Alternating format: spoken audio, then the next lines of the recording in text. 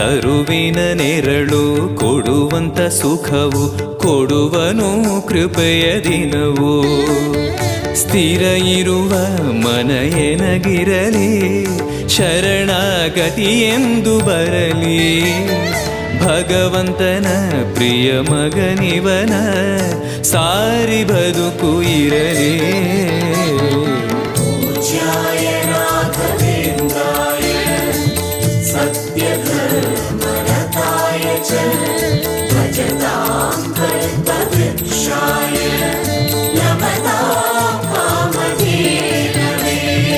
ಆಲಯವೆಂದರೆ ಮಂತ್ರಾಲಯವೇ ಬೇರೆ ನಾ ಅರಿಯಲಾರೆ.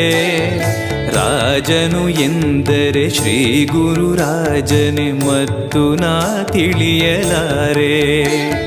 ಆಲಯವೆಂದರೆ